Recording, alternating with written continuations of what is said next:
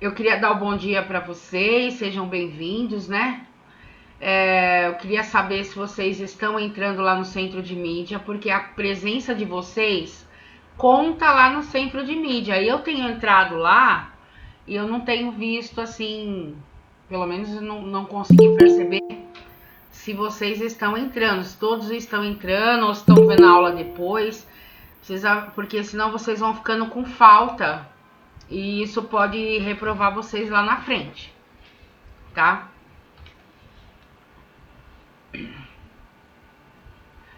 Tá bom. Eu não entendi a Vitória e a Júlia Moreira não vão poder o que? Assistir a aula, é isso? É, mas o que aconteceu? Elas não estão com acesso, alguma coisa? É o seguinte, eu vou gravar e vou colocar essa aula lá no YouTube, tá? Eu abri um canal lá, depois eu passo para vocês no grupo. Eu passo para vocês o endereço lá do YouTube. E aí vocês passam para quem não conseguiu ver hoje, tá? Vocês podem assistir depois, tá bom? Bom, eu nunca dei aula para vocês, né? Pessoal do terceiro ano, esse ano, o ano passado era segundo ano. E no segundo ano eu não estava com vocês. Então, acho que é tudo novidade. Para mim, para vocês, né? Tudo novidade. Bom, como o Centro de Mídia está fazendo uma revisão da matéria do ano passado, que é célula, a gente vai começar por isso. Depois eu já tenho algumas atividades, eu já tenho atividade pronta no Google Class. Depois eu vou passar o código para vocês entrarem lá e acessarem. Mas talvez só semana que vem, porque eu acho que em uma aula só não consigo falar tudo que é necessário falar. Tá bom? Tem gente entrando. Que bom.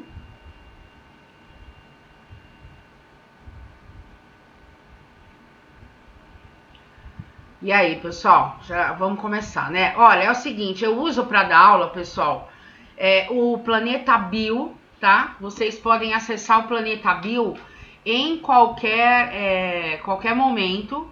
E aí, quando chama Planeta Bio Index, tá? Esse ano mudou, ano passado era diferente, agora é Planeta Bio Index. Vocês podem marcar aí para quando vocês quiserem ver alguma matéria de biologia, vocês entram lá, aí vai abrir esta lousa, tá?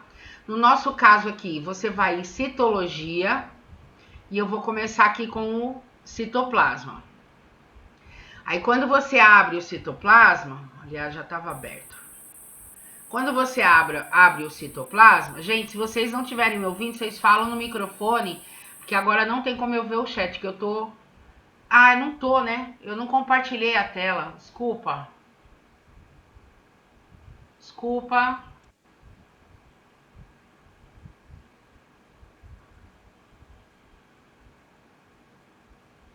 Então vamos de novo.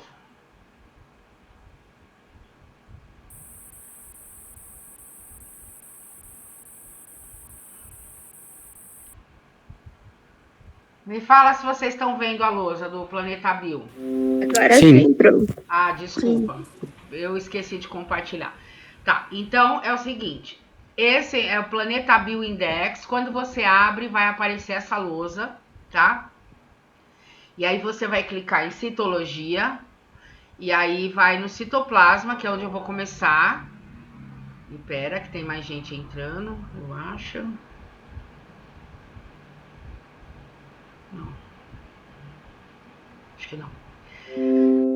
Eu queria lembrar, tá aparecendo aí para vocês o desenho da célula animal e da vegetal? Sim, pro. Uhum. Então eu só queria lembrar vocês do geral dessas duas células, que é o seguinte. Todas as células, seja ela animal ou vegetal, elas têm três componentes básicos, que é a membrana plasmática, né, que é o envoltório aqui da célula, tá? Tem o citoplasma e tem o núcleo. A célula vegetal também, ó, tem a membrana, o citoplasma e aqui está o núcleo. O que é diferente de uma célula animal para uma célula vegetal? A célula vegetal tem alguns componentes que a célula animal não tem. Ela tem uma parede celular, que é formada do material chamada celulose, tá? Celulose. Ela tem essa bolsa aqui, que é um vacúolo. Ele controla a quantidade de água que entra na célula vegetal e também serve de armazenamento. E a célula vegetal tem o cloroplasto, que é responsável pela fotossíntese. É ali dentro que está o pigmento verde, que é a clorofila, para a realização da fotossíntese. A célula animal não tem, tá? Não tem essas três, são basicamente essas três diferenças. Existem mais algumas, mas a gente vai trabalhar com essas três diferenças. Tanto a célula animal como a vegetal, isso foi falado lá no centro de mídia, são células eucariontes. O que é uma célula eucarionte? Na célula eucarionte, eu tenho um núcleo delimitado por uma membrana chamada carioteca. Tá bom? Então o núcleo fica separado, o material genético da célula fica aqui dentro. Essa bola preta aqui é o nucleolo, né, que organiza várias coisas da célula durante a divisão celular. Então as células eucariontes, elas têm este envoltório no núcleo, tá? Ó, tanto uma célula animal quanto a célula vegetal tem. A célula procarionte não tem não tem essas organelas, então a gente diz que a célula eucarionte não tem núcleo, tá? Na verdade, ela não tem núcleo organizado. Vamos ver aqui as organelas. Como é que o citoplasma está organizado, né? Então, o citoplasma da célula... Será que tem mais alguém que entrou? Não, né? Gente, quando eu mudo a tela, vocês me falam se vocês estão vendo, tá bom? Porque senão eu me perco aqui, que eu sou ruim nessa parte tecnológica, hein?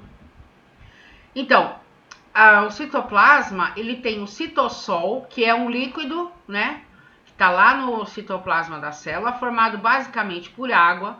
E lá dentro tem íons. Todo mundo sabe o que é um íon? São aqueles átomos eletricamente carregados, né? Tem proteínas e tem o RNA. Agora, por causa da vacina do coronavírus, está se falando muito do RNA, né? Que depois a gente vai dar uma passadinha lá nos ácidos nucleicos e rever a função do RNA, tá? Aí nós temos várias organelas, retículo endoplasmático, complexo de Golgi, mitocôndrias, lisossomos, ribossomos, tudo isso são organelas. Organelas significam que são órgãos, né, que mantém a célula viva, que tem atividades. E nós temos o citoesqueleto, que são uma rede de filamentos de proteína que vão dar sustentação para a célula, tá? De novo, quem tiver dúvidas, fala no microfone. Todo mundo tá me ouvindo, gente? Sim, Pro. Sim. Tá bom. Tá muito rápido? Não. Tá bom. Não tô de Todo boa. mundo lembra dessa parte do ano passado? Sim. Sim. Não, né? Tá bom, não precisa responder, eu já imagino que não. Espera aí que tem alguém que entrou. Oi, Igor, tudo bem? Bom, muito bem, vamos começar pela primeira organela, são os ribossomos, né? O ribossomo, ele tem uma estrutura formada por duas subunidades, olha aqui, ó. A subunidade maior e uma menor, tá? Parece não sei o que parece para vocês. Para mim parece uma nave espacial, enfim. Mas cada um associa com o que quiser, tá? O ribossomo, ele se localiza no citossol, que é aquela parte líquida lá do citoplasma, e também ele fica aderido no retículo endoplasmático granuloso ou retículo endoplasmático rugoso. A função...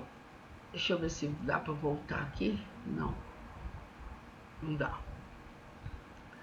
A função do retículo do ribossomo, pessoal, é síntese de proteínas. Quem são as proteínas? Os nossos hormônios são proteínas, as enzimas são proteínas, os anticorpos são proteínas, e é o ribossomo que vai produzir isso daí através de um sistema chamado tradução, tá? Que nós vamos ver lá quando a gente falar do RNA, do DNA, a gente volta nesse sistema.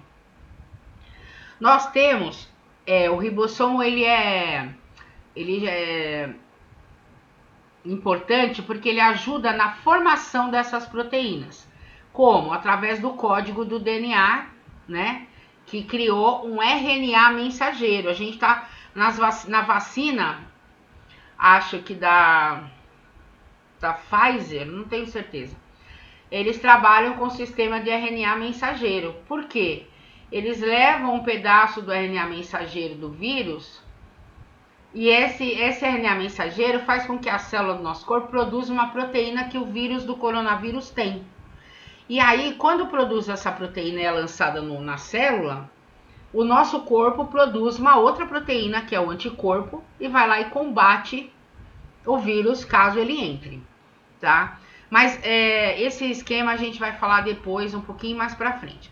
Primeiro vamos falar das organelas. Então, os ribossomos estão lá no citoplasma ou no retículo endoplasmático e eles formam proteínas. Bom dia para quem chegou agora, tudo bom?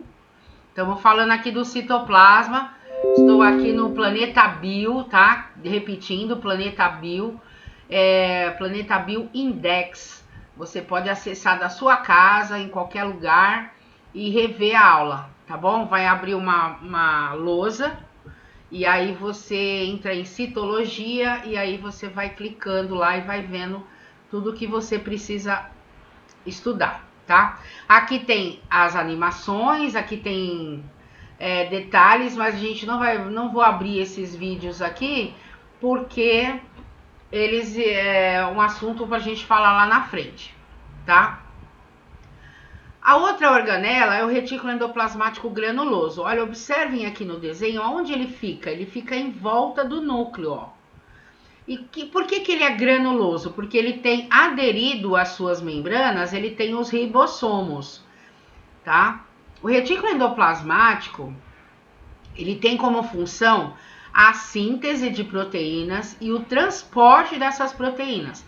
Então, como os ribossomos estão aderidos nessas membranas aqui, eles vão produzir as proteínas, aí vão ser liberadas essas vesículas, essas bolsinhas com essas proteínas, para transportar o que está sendo produzido aqui no retículo, vai ser transportado para a próxima organela, que é o nosso complexo de Golgi, que tem como função armazenamento, tá? Então aqui, por que chama, ó, retículo endoplasmático granuloso, também chamado de rugoso, ou também chamado de agranular, tanto faz, tá?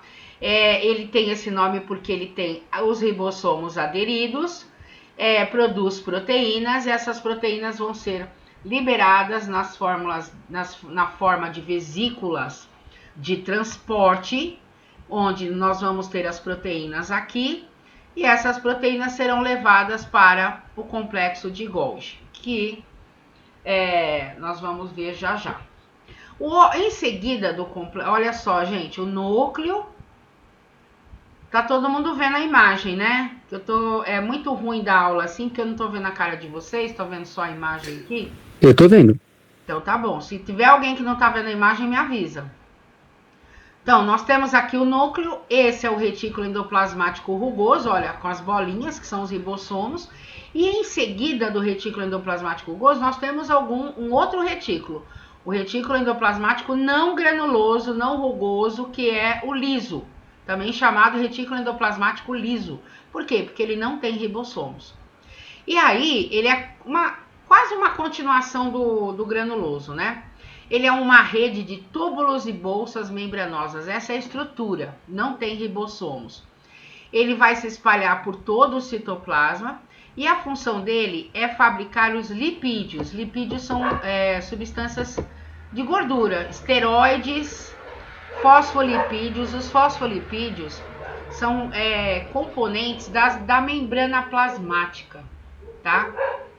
Uma outra função do retículo endoplasmático liso é a degradação de substâncias tóxicas, então quando álcool, drogas, então quando a pessoa bebe muito, esse retículo vai ter que trabalhar bastante para desfazer aquelas moléculas do álcool que são extremamente tóxicas para as nossas células, tá?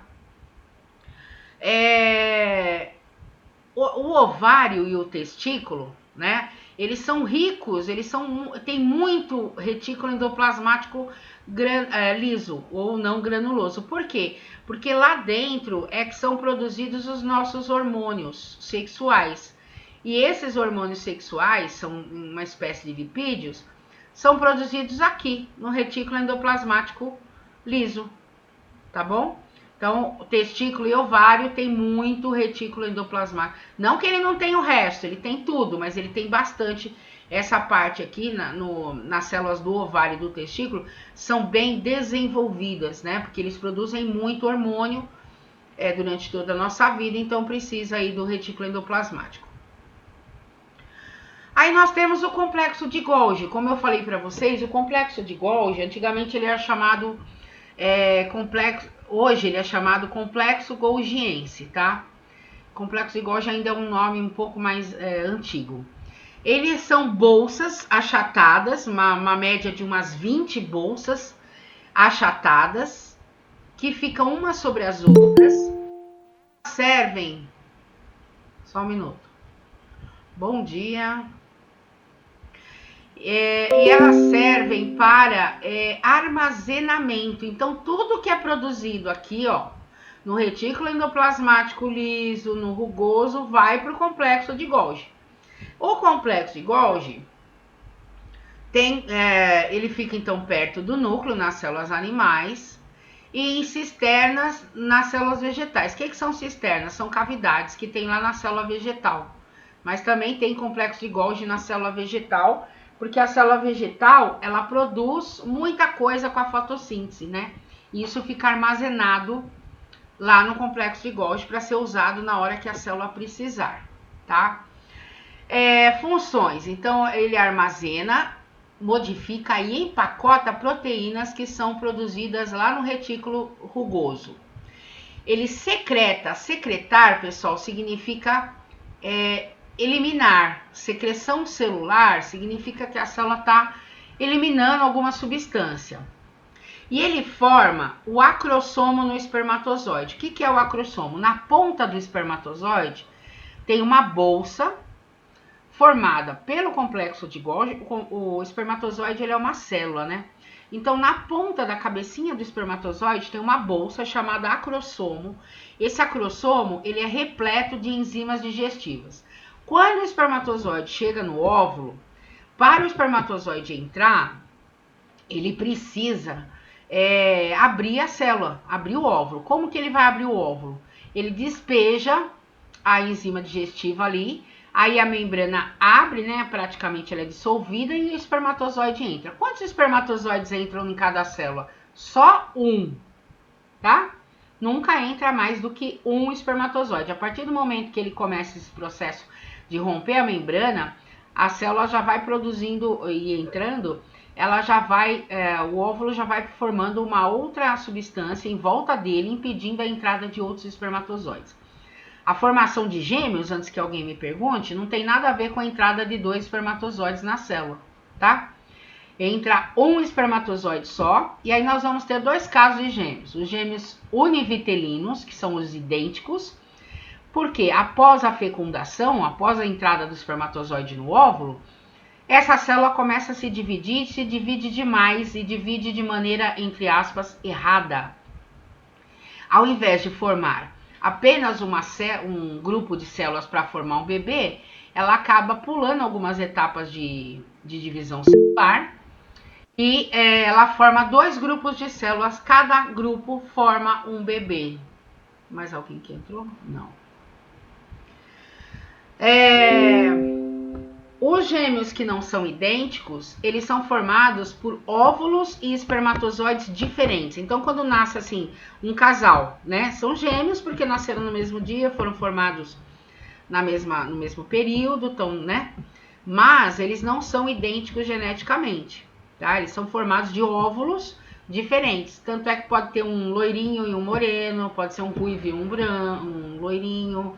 Então, nós vamos ter diferenças na fisionomia, porque são óvulos do mesmo pai, mesmo pai e mesma mãe, formando o óvulo e espermatozoide, porém, óvulos em momentos diferentes de fecundação, tá bom?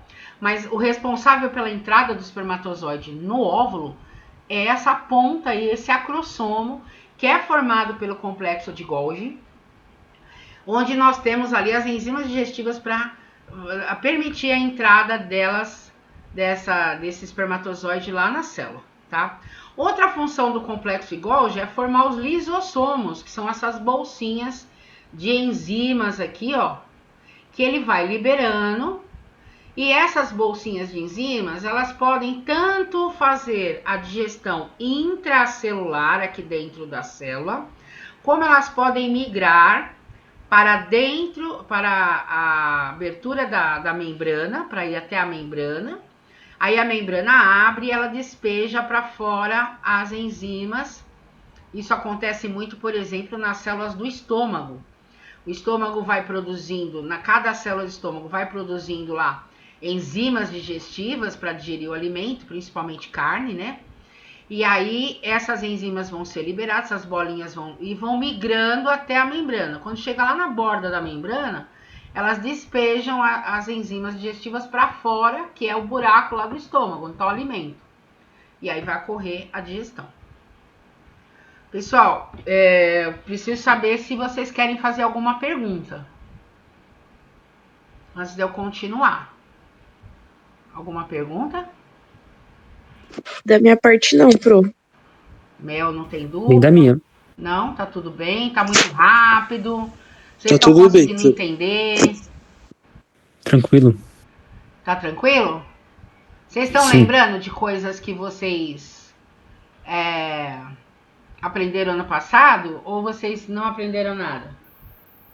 Eu tenho algumas coisas no caderno, Pro. Tem, né? Então dá pra Sim. lembrar, né, gente? A gente lembra Mais ou menos, A gente lembra de algumas coisas, né? Que bom. Vamos continuar então. O complexo de Golgi, né? Depende do trabalho do retículo endoplasmático, né? Rugoso, para que ele funcione. Então, aqui tem um processo, ó. O número 1 é o retículo endoplasmático rugoso, ele vai sintetizar a proteína.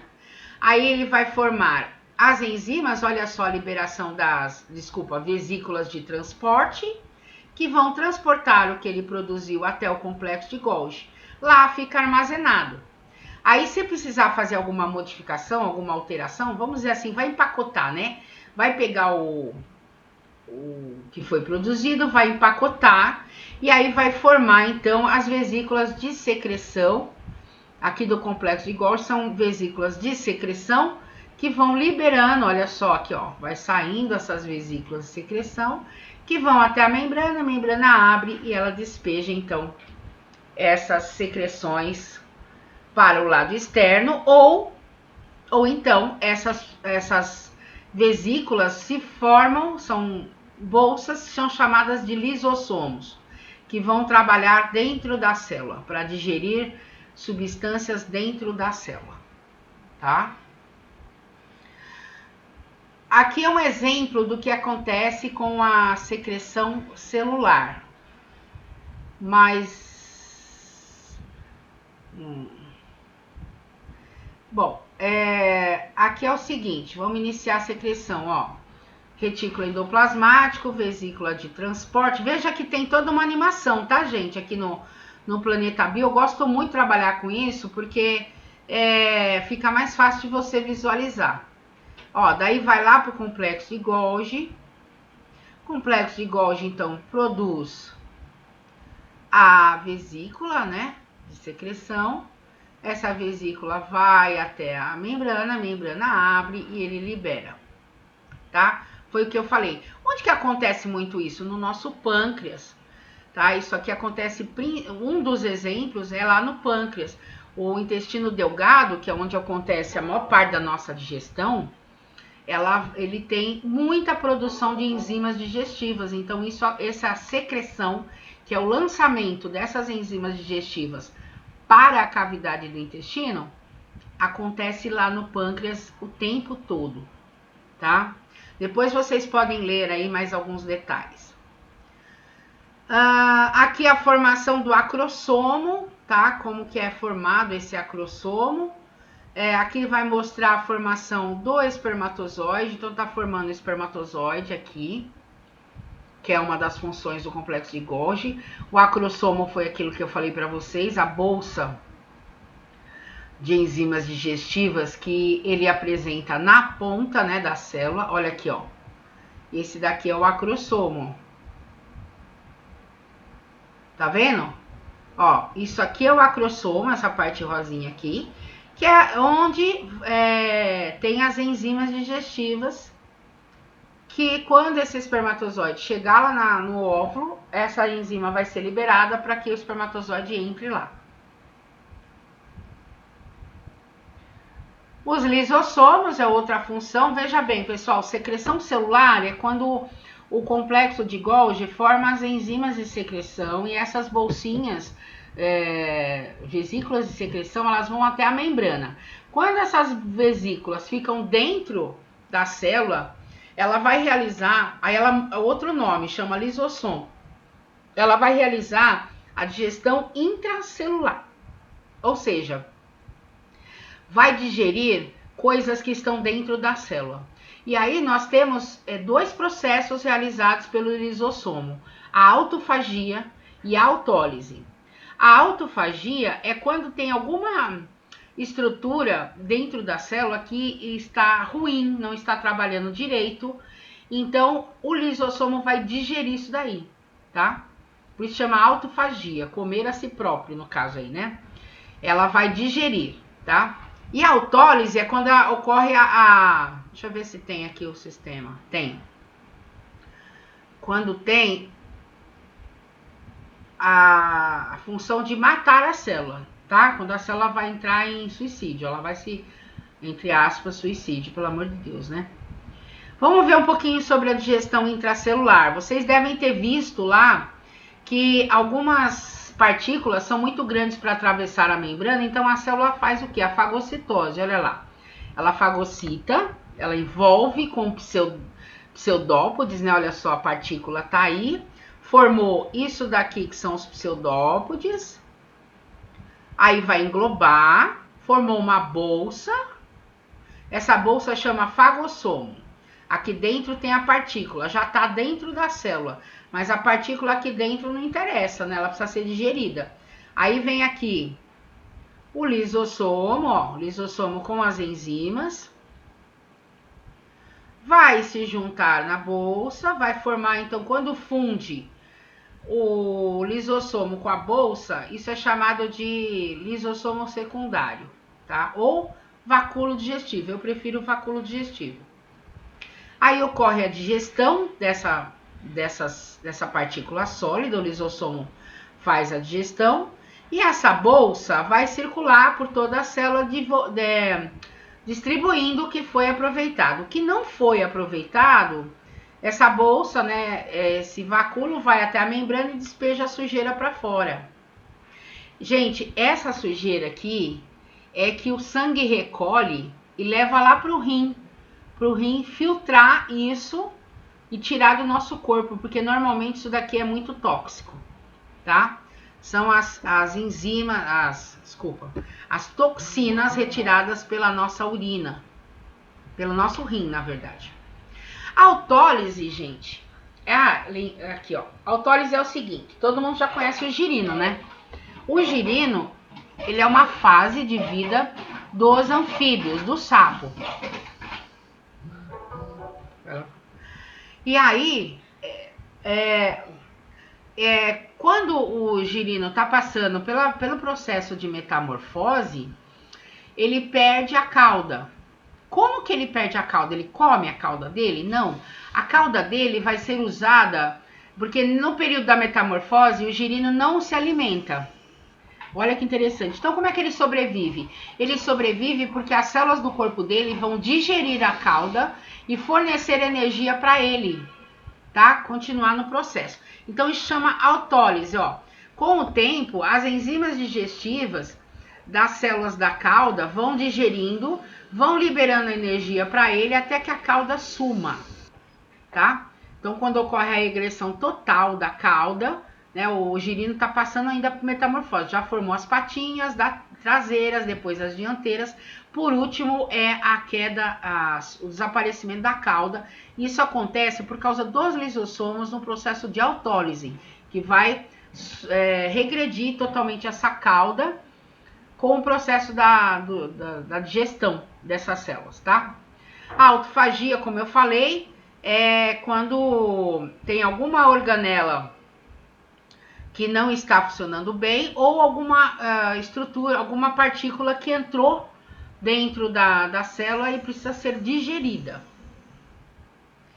Aí nós temos os peroxissomos, são estruturas membranosas, são redondinhas, são bolsinhas, né? Elas têm tanto no animal quanto na vegetal e tá lá no citossol também, na parte líquida lá do citoplasma. A função delas, gente, é degradar a água oxigenada, uma delas, né? E o ácidos graxos. Os ácidos graxos, eles estão presentes nas gorduras, então precisa degradar para conseguir energia. A água oxigenada, ela é produzida durante alguns processos químicos, né? Algumas reações químicas.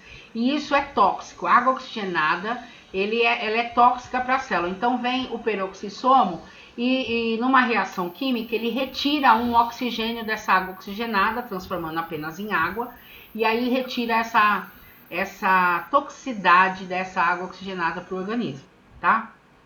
Outra estrutura que nós temos são os centríolos. Eles são formados por 9 grupos de 3, ó, 9 grupos de 3 microtúbulos, 9 de 3, formando um total então de 27 microtúbulos. Eles se dispõem de maneira circular, formando um cilindro. Eles ficam perto do complexo de Golgi, né? Na parte perto do núcleo, onde vai ocorrer aí a divisão celular. Essas estruturas, elas sempre estão em pares, tá? Elas formam cílios e flagelos nas células que se movimentam, como espermatozoides, e alguns protozoários, né, que são organismos microscópicos. E os cílios, nós temos cílios em várias células, inclusive na nossa garganta, nós temos cílios que fazem a limpeza, que não na garganta, desculpa, é na traqueia. Na traqueia nós temos células ciliadas que fazem a limpeza, como se fosse uma vassourinha, elas varrem toda a sujeira que entra dentro da nossa boca, garganta, para não chegar no pulmão, elas fazem o máximo.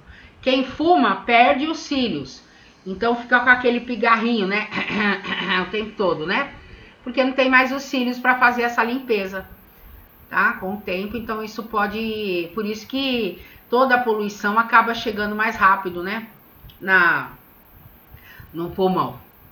As mitocôndrias é a nossa fábrica de energia dentro do citoplasma. O número da mitocôndria, gente, é variado de acordo com a função da célula. Por exemplo, uma célula muscular tem muito mais mitocôndria do que uma célula da pele.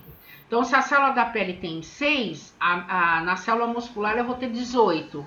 Por quê?